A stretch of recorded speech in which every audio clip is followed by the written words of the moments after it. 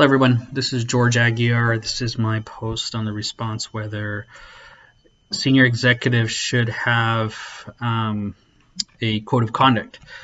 I believe that they should. The part that I struggle a little bit with is trying to figure out who should manage that, whether it should be the shareholders or whether it should be the government. I was looking at a couple of examples that had crossed my mind, and for example, the Volkswagen emissions issue that they had, I looked up their code of conduct, and it's actually like 68 pages, I believe it was. And within the articles that I was reading about that, there was people who knew or had actually brought up to the executives that what this software that they were trying to install or potentially use, which they ended up using, could cause some legal issues. But those executives continue to go forward and use it, obviously.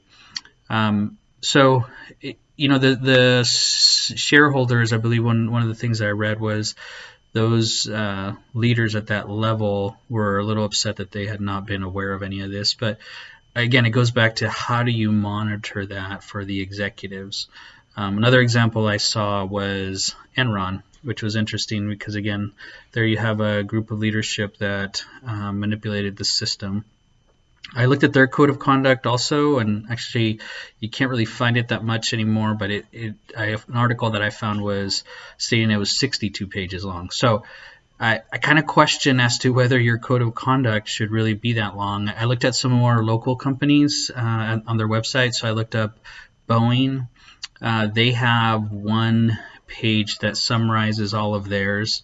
Starbucks has something very similar, which is essentially their one site that they have covers their code of conduct. And then Microsoft, they have a 5-page layout. So I'm wondering if some of these bigger corporations probably maybe make code of conduct a little too complex and soften it up a bit to maybe confuse people.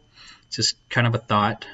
So again, I do believe that we should have some sort of code, but again, I kind of struggle with who would actually regulate that, whether it would be the government or whether it would be the stockholders or shareholders for those divisions, because those CEOs are actually selected by those larger parties, and unfortunately the majority gets selected to go and make money, not to be good people overall, which I think they should be, but their main goal is to make the overall stockholders money.